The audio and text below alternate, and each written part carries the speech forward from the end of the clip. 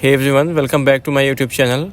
My name is Yashom Upadhyay, student of King George Medical University Lucknow.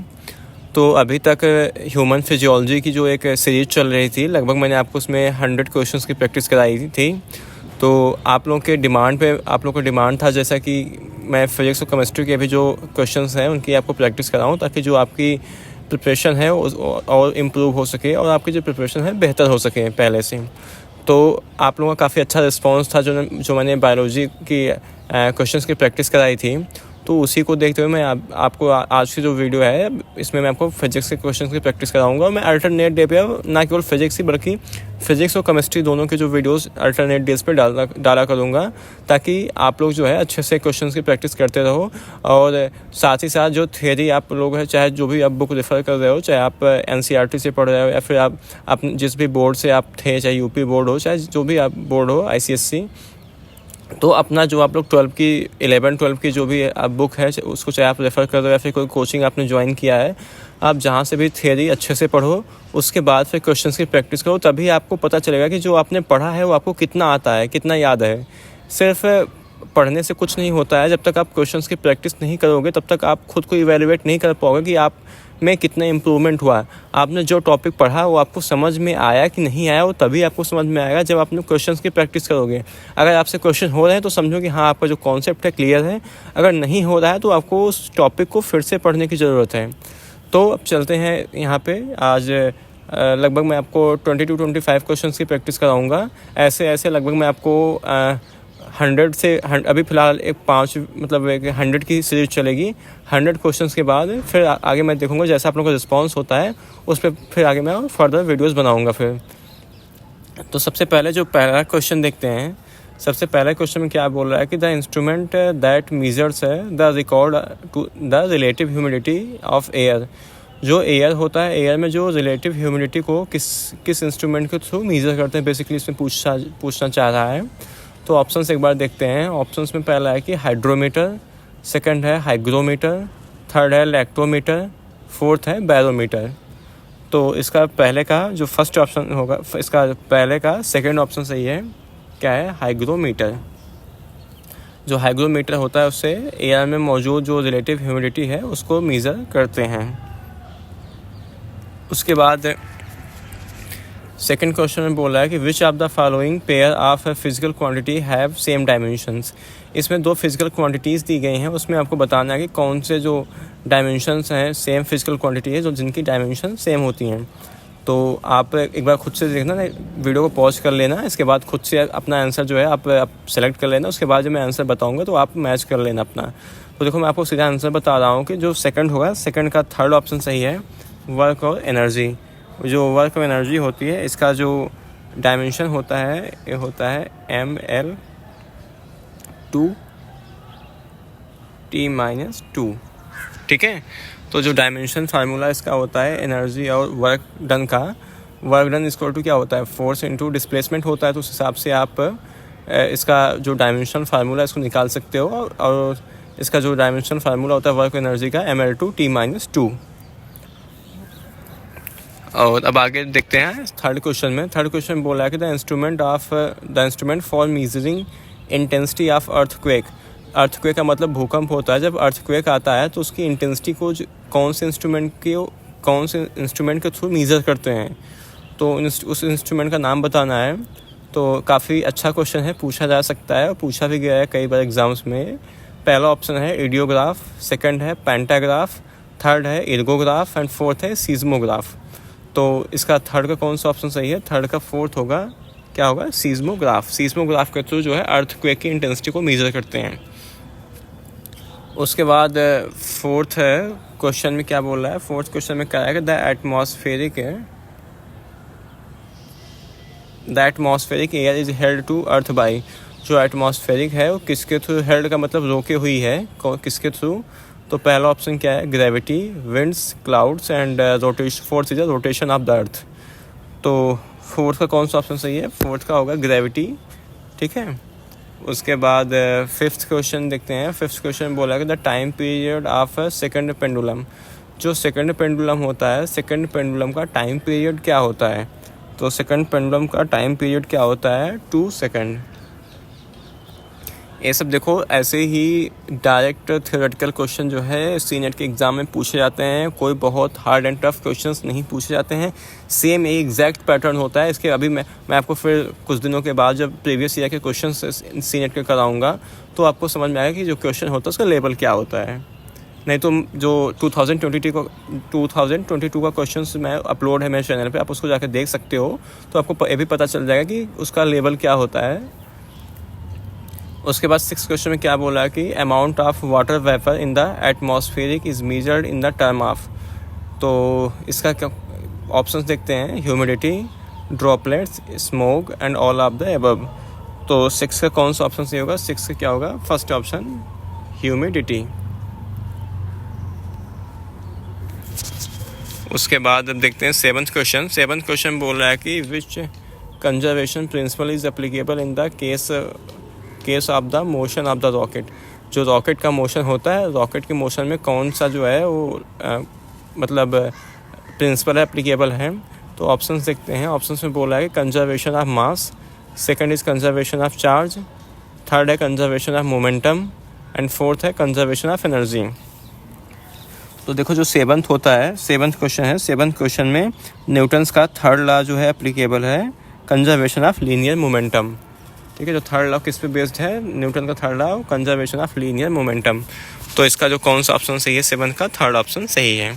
8th question बोला कि light year is the measure of.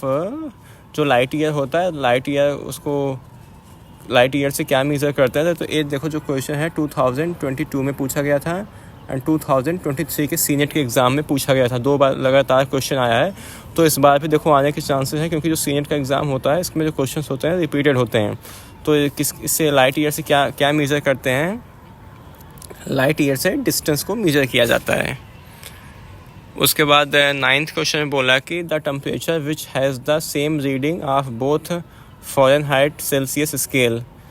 Temperature बताना है कि जिस temperature पर सेल्सियस और फ़ारेनहाइट जो है बराबर होते हैं।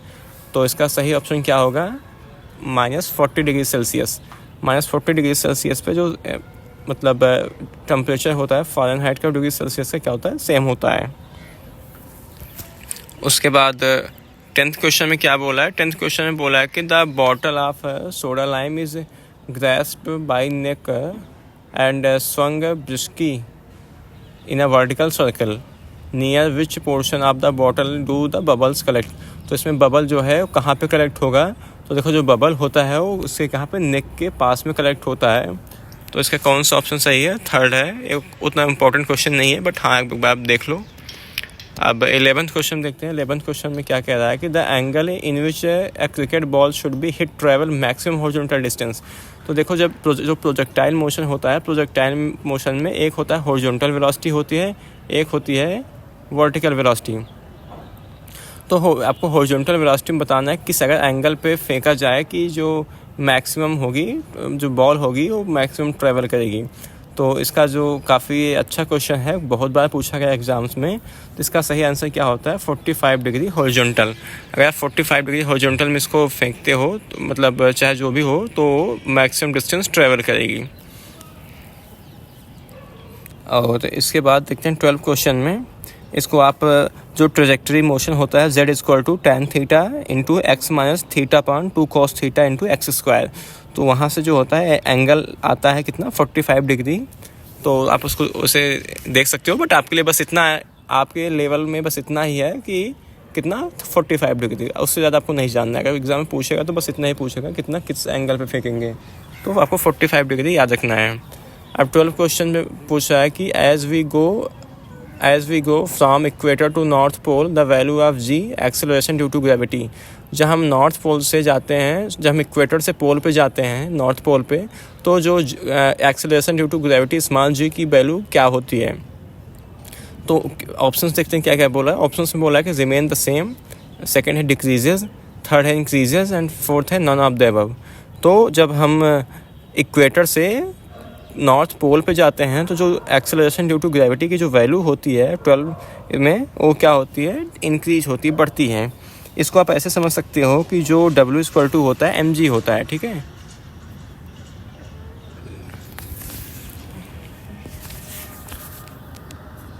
W=mg होता है। और उसके बाद जो स्मॉल g की वैल्यू होती है वो क्या होती है, Gm/r²। तो r की वैल्यू जो है, r की वैल्यू जितनी कम होगी उतनी क्या g की वैल्यू इतनी क्या बढ़ती चली जाएगी। ठीक है, तो क्या होता है, इन्वर्सली प्रोपोर्शनल बेसिकली होता है। उसके बाद देखते हैं 13 क्वेश्चन में। 13 क्वेश्चन बोला है कि in the earth the weight of body is maximum at the, जो अर्थ है वहाँ कहाँ पे जो है बॉडी का वेट जो है मैक्सिमम होगा। तो 13 का कौन सा ऑप्शन सही है, 13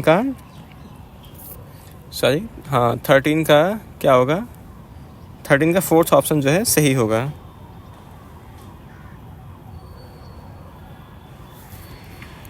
उसके बाद 14 क्वेश्चन में बोल रहा है, 14 क्वेश्चन में a man inside an artificial satellite feels weightlessness we cause force of attraction due to अर्थ।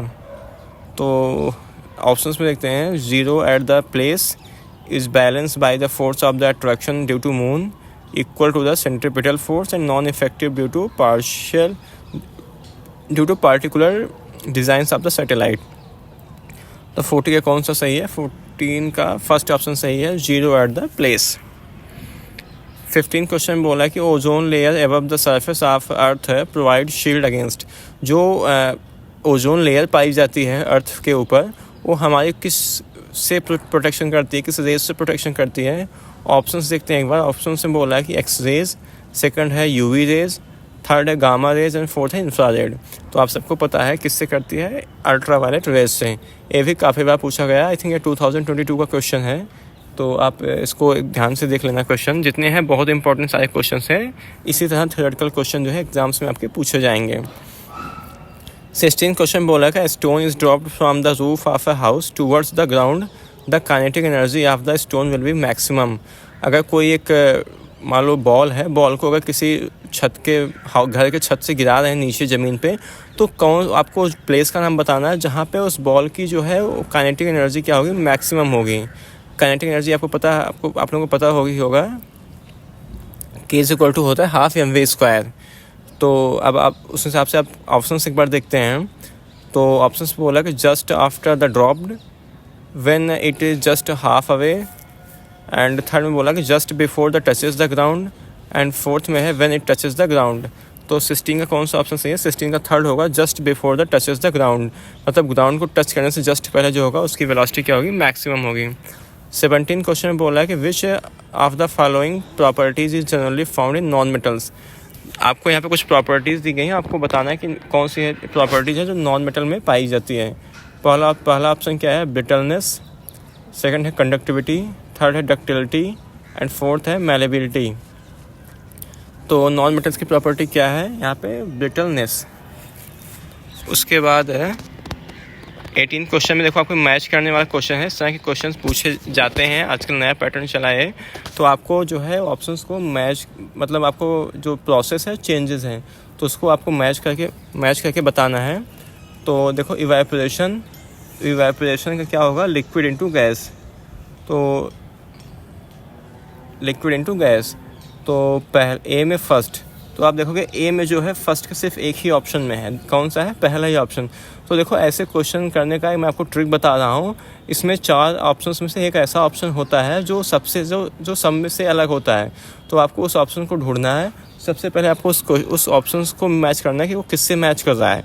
अगर आप उसको एक जो ऑप्शन सबसे अलग मैच हुआ है, अगर आप उसको मैच करा ले जाते हो तो आपका जो क्वेश्चन है वो अब बाकी आगे आपको पढ़ने की कोई ज़रूरत है ही नहीं, वहीं पे क्वेश्चन सॉल्व हो जाएगा। तो ये ट्रिक है। आप देखो जैसे बाकी में देखो, थर्ड में सेकंड वाले में ए में थर्ड है, सी में सेकंड है, फोर्थ में सेकंड है, बट पहले में क्या फर्स्ट अलग था सबसे। तो आपको फर्स्ट वाला मैच करना है कि जब अलग है तो इसका क्या हो सकता है। पहला ही आप इवेपोरेशन मिलाओ, इवेपोरेशन का क्या सही होगा। उसके बाद 19 क्वेश्चन देखते हैं क्या बोला है। 19 क्वेश्चन में बोल रहा है कि ए माइक्रोन इज़ इक्वल टू, एक जो माइक्रोन होता है, एक माइक्रोन कितने के इक्वल होता है। तो देखो जो एक माइक्रोन होता है, जो एक माइक्रोन होता है वो 10⁻⁻⁶ मीटर के इक्वल होता है। जो एक माइक्रोन होता है वो 10⁻⁻⁶ मीटर के इक्वल होता है। तो अब आपको मिलीमीटर में 1 मिलीमीटर 1 मीटर में कितना होता है 100 सेंटीमीटर, सॉरी 1 मिलीमीटर में कितना यहाँ पे हो जाएगा, 1 मिनट, हाँ तो 10⁻⁻⁶ मीटर होता है और यहाँ पे कितना 1000 मिलीमीटर होता है। तो उस हिसाब से कौन सा अगर इसमें माइनस चला जाएगा तो कौन सा ऑप्शन इसका सही होगा, थर्ड ऑप्शन 19 का क्या होगा, सही होगा। बाकी जो 3 उसके 0 है उससे इसके 6 में से 3 0 जो है कैंसिल आउट हो जाएंगे, बचेगा 10⁻⁻3। तो 10⁻⁻3 का मतलब होता है 0.001 मिलीमीटर। उसके बाद 20 क्वेश्चन देखते हैं। 20 क्वेश्चन क्या बोला कि amount of water vapour is given volume of air is known as. तो ऑप्शन में क्या है, mixing ratio, relative humidity, absolute humidity and specific humidity. तो 20 का कौन सा ऑप्शन सही होगा, 20 का थर्ड ऑप्शन सही होगा, क्या होगा, एब्सोल्यूट ह्यूमिडिटी। तो ये रहे आज के आपके 20 क्वेश्चन फिजिक्स के। बाकी ऐसे मैं आपको अब अल्टरनेट डेज पे 20 क्वेश्चन की प्रैक्टिस कराऊंगा, फिजिक्स के भी, केमिस्ट्री के भी और बायोलॉजी के भी, इंग्लिश के भी और नर्सिंग एप्टीट्यूड के भी। तो आप जहाँ से पढ़ रहे हो अच्छे से पढ़ाई करो। बाकी क्वेश्चन की प्रैक्टिस आप मेरे चैनल से आप कर सकते हो। बाकी अगर आपका कोई डाउट है तो आप मुझसे कमेंट सेक्शन में पूछ सकते हो, नहीं तो मैं अपनी इंस्टाग्राम आईडी पिन कर दूंगा, वहाँ से आप जाके अपना डाउट पूछ सकते हो। और इससे जो क्वेश्चंस का PDF है उसको मैं अपने टेलीग्राम पे डाल दूंगा, आप वहाँ से जाके इसको डाउनलोड करके देख सकते हो। तो फिलहाल इस वीडियो में इतना ही। Thank you so much watching for this video.